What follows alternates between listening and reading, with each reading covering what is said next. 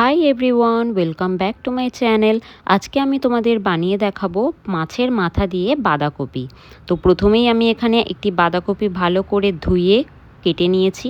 আর এখানে একটি বড় মাথা নিয়ে নিয়েছি, সেটা 2 পিস করা এবং নুন হলুদ মাখিয়ে রেখেছি।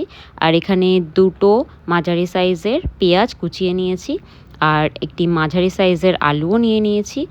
আর রয়েছে আদা রসুন, এটাকে আমি বেটে নেব। আর তার সাথে রয়েছে একটি বড় সাইজের টমেটো, সেটাকে আমি কুচিয়ে নিয়েছি। এবং তার সাথে রয়েছে মটরশুঁটি, এবং তার সাথে রয়েছে কাঁচা লঙ্কা, যেটাকে আমি কুচিয়ে নিয়েছি। তো চলুন রান্নাটা স্টার্ট করা যাক। প্রথমেই আমি আদা রসুনের একটি স্মুথ পেস্ট তৈরি করে নেব। মাছের মাথা দিয়ে বাঁধাকপির এই রেসিপিটি অত্যন্ত সুস্বাদু হয় এবং সময় সাপেক্ষও হয়। এরপর আমি একটি কড়াই ইন্ডাকশানে চাপিয়ে ভালো মতন গরম হতে দেবো কিছুক্ষণের জন্য। কড়াই গরম হয়ে এলে এখানে দিয়ে দেবো সর্ষের তেল। তেলটা ভালো করে গরম হয়ে এলে এখানে আমি দিয়ে দিচ্ছি মাছের মাথাগুলো। মাছের মাথাগুলো এখানে খুব কড়াভাবে আমি ভেজে নেব। মাছের মাথাগুলো খুব ভালোভাবে ফ্রাই করে নিয়েছি। এরপর একটি পাত্রে আমি এগুলো তুলে নেব।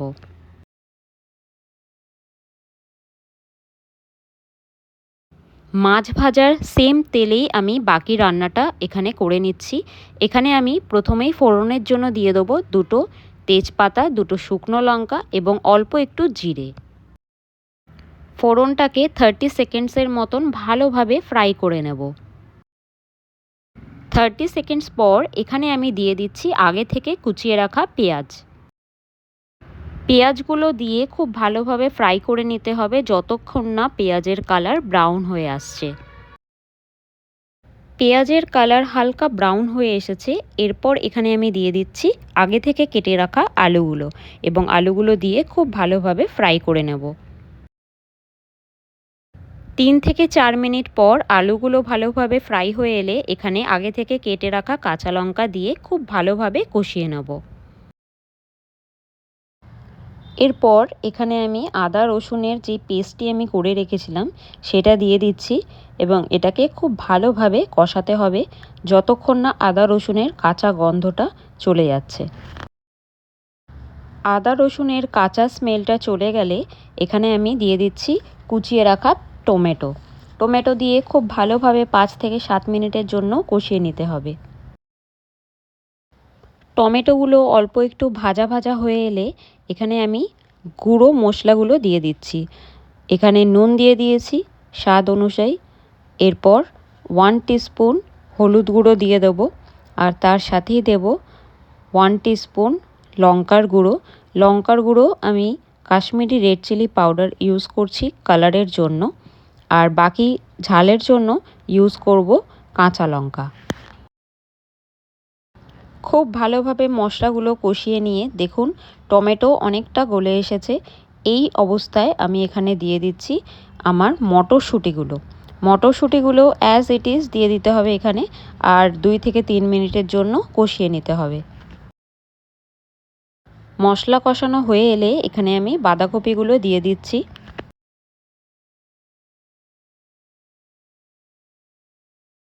কড়াইতে বাঁধাকপিগুলো দিয়ে আমি এখানে ঢাকা চাপা দিয়ে দেবো, কারণ বাঁধাকপির থেকে জলগুলো যাতে বেরিয়ে আসে। বাঁধাকপি থেকে অল্প পরিমাণে জল বেরিয়ে এলে এখানে দেখুন আমি নিচের মশলাগুলোকে ভালোভাবে বাঁধাকপির সাথে মিশিয়ে নিচ্ছি।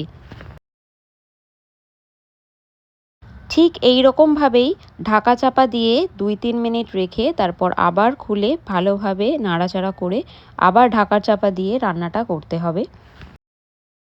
এই রান্নাতে কিন্তু কোনো রকমভাবে এক্সট্রা জল ইউজ করা যাবে না। এক্সট্রা জল ইউজ করলে রান্নাটার টেস্ট অতটা ভালো হয় না।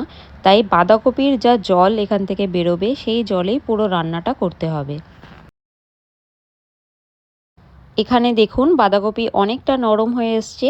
এই অবস্থায় আমি এখানে দিয়ে দিচ্ছি জিরের গুঁড়ো। জিরের গুঁড়ো আমি দিচ্ছি 1 টিস্পুন মতন।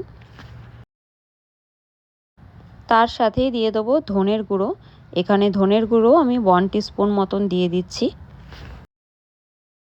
জিরের ধনের গুঁড়ো দিয়ে এখানে ভালোভাবে মশলাটা কষিয়ে নিতে হবে। আমাদের 80% বাঁধাকপি হয়ে এসছে। আর এখানে আমি এখন দিয়ে দিচ্ছি মাছের মাথা। মাছের মাথা দিয়ে ভালোভাবে খুন্তি দিয়ে মাছের মাথাগুলোকে ভেঙে দিতে হবে। দেখুন আমি এখানে যেভাবে ভেঙে দিচ্ছি ঠিক এইভাবেই আপনারাও ভেঙে নিতে পারেন।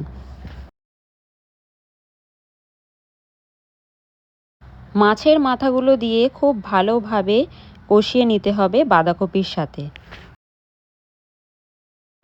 আমাদের রান্না অলমোস্ট হয়ে এসেছে। দেখুন বাঁধাকপির কালারও খুব সুন্দরভাবে এখানে চলে এসেছে আর কষানোও হয়ে গেছে। আর বাঁধাকপির যা জল বেরিয়েছিল সমস্ত কিছু এখন শুকিয়ে এসেছে।